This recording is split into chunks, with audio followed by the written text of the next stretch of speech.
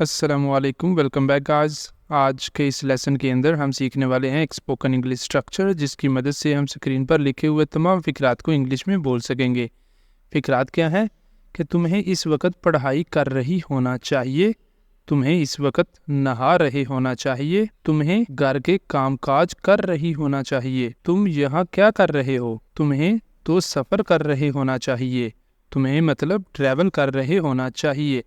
तो इस तरह के फ़िक्रात जो हम डेली लाइफ के अंदर भी यूज़ करते रहते हैं। तो आज के इस लेसन के अंदर हम देखेंगे कि इन्हें हम इंग्लिश में कैसे बोल सकते हैं।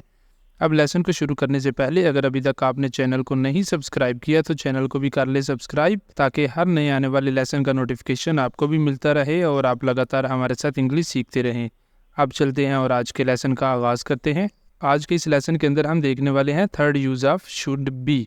इससे पहले हमने ऑलरेडी 2 लेसन्स के अंदर 2 यूज़ शुड बी के कवर किए हुए हैं। अगर उन्हें आपने अभी तक नहीं देखा तो उनको भी लाजमी देखें, उनके लिंक आपको डिस्क्रिप्शन में मिल जाएंगे, वहाँ से आप पार्ट नंबर 1 और पार्ट नंबर 2 देख सकते हैं। तो आज का जो लेसन है इसके अंदर हम देखेंगे use of should be with ING। तो इसका सबसे पहले देख लेते हैं कॉन्सेप्ट। इसका कॉन्सेप्ट क्या है, किस तरह के फ़िक्रात इसके अंदर आएंगे। ऐसे फ़िक्रात आएंगे जिनके आखिर पर ये चीज़ आ रही होगी, कर रहा होना चाहिए, कर रही होना चाहिए, कर रहे होना चाहिए। तो जिन फ़िक्रात के आखिर पर इस तरह के अल्फाज आते हैं वो सारे फ़िक्रात हम शुड बी का इस्तेमाल करके करेंगे और उसके अंदर हम ING का इस्तेमाल करेंगे, ये वाला शुड बी विद ING। तो अभी देखते हैं इसका स्ट्रक्चर जो हमने यूज़ करना है। आगे स्ट्रक्चर क्या है, सबसे पहले हम लिखा करेंगे सब्जेक्ट, उसके बाद हमने लिखना करना है शुड बी। सबसे पहले लिखेंगे सब्जेक्ट, फिर आ जाएगा शुड बी और उसके बाद वर्ब आ जाएगा ING फॉर्म में V1 प्लस ING। तो ये एक्शन फॉर्म में वर्ब आ जाएगा और लास्ट पर आ जाया करेगा ऑब्जेक्ट। इस स्ट्रक्चर को हम यूज़ करेंगे आगे तमाम फ़िक्रात को इंग्लिश में बोलने के लिए। अब नेक्स्ट चलते हैं और इसके जो है ना आगे कुछ फ़िक्रात बनाते हैं। फ़िक्रात यहाँ पर है हमारे पास कुछ, तो उन्हें इंग्लिश के अंदर ट्रांसलेट करते हैं। पहला फ़िक्रा है तुम्हें इस वक्त पढ़ाई कर रही होना चाहिए, तुम्हें इस वक्त पढ़ाई कर रही होना चाहिए। तो इसके अंदर सब्जेक्ट क्या है, तुम्हें, इसके लिए आ जाएगा यू। उसके बाद स्ट्रक्चर में से देखेंगे क्या आएगा, शुड बी। उस सब्जेक्ट के बाद हमने लगा दिया शुड बी। फिर आना है वर्ब ING फॉर्म में। वर्ब यहाँ पे क्या है इस जुमले के अंदर, पढ़ाई। पढ़ाई की आ गया स्टडी, और स्टडी हमने क्योंकि ING फॉर्म के अंदर वर्ब यूज़ करना है इसलिए आ जाएगा studying. You should be studying, तुम्हें पढ़ाई कर रही होना चाहिए इस वक्त, इस वक्त राइट नाउ। इस वक्त तुम्हें पढ़ाई कर रही होना चाहिए, you should be studying right now, तुम्हें इस वक्त पढ़ाई कर रही होना चाहिए। तो इस तरह हमारा ये जुमला जो है ये कंप्लीट हो जाता है। नेक्स्ट चलते हैं अगले जुमले पर। नेक्स्ट जुमला है तुम्हें घर के कामकाज कर रही होना चाहिए, तुम्हें घर के कामकाज कर रही होना चाहिए। अगेन आ जाएगा हमारे पास सब्जेक्ट यू, उसके बाद आ जाएगा should be, you should B, कर रहे, काम करने की इंग्लिश आ जाएगी डू, और डू हमने लगा लिया ING फॉर्म के अंदर, ये हो जाएगा doing. You should be doing home chose, ये है हमारा ऑब्जेक्ट, घर के कामकाज, होम चोज, घर के कामकाज home chose. You should be doing home chose, तुम्हें घर के कामकाज कर रही होना चाहिए या कर रहे होना चाहिए। नेक्स्ट जुमला है तुम यहाँ क्या कर रहे हो, तुम्हें तो सफ़र कर रहे होना चाहिए, तुम यहाँ क्या कर रहे हो, तुम्हें सफ़र कर रहे होना चाहिए।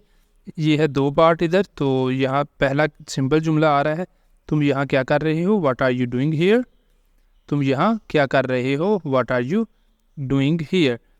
उसके बाद आ जाता है तुम्हें तो सफ़र कर रहे होना चाहिए। तो इसके लिए हम ऊपर वाला स्ट्रक्चर यूज़ करेंगे।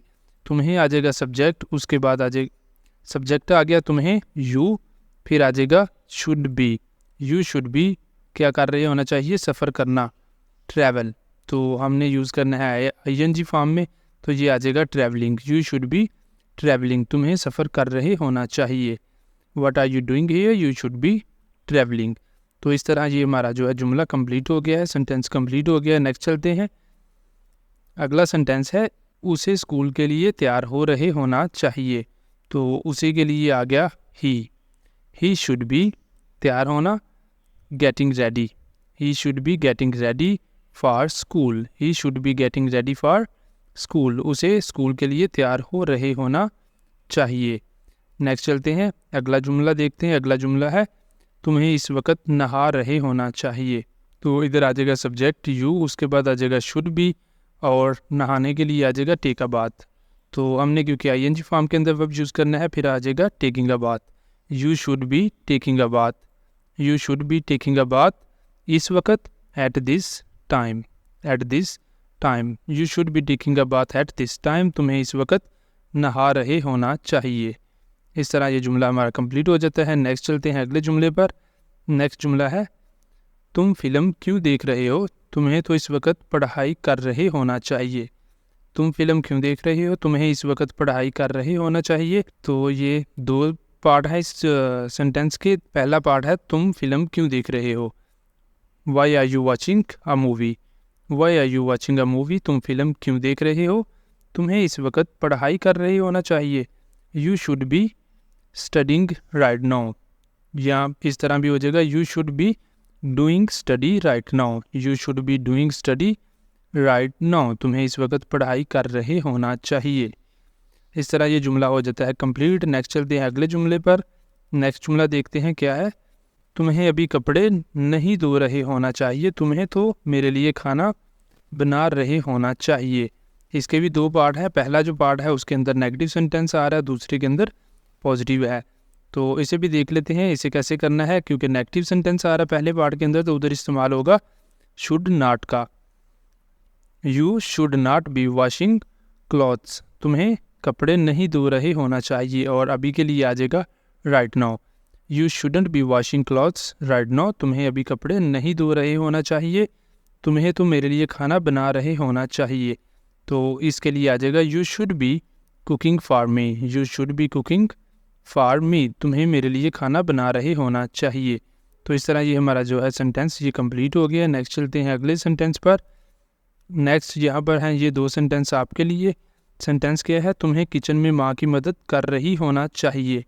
और दूसरा जुमला है हमें खूबसूरत मौसम से लुत्फ़अंदोज़ हो रहे होना चाहिए, हमें खूबसूरत मौसम से लुत्फ़अंदोज़ हो रहे होना चाहिए।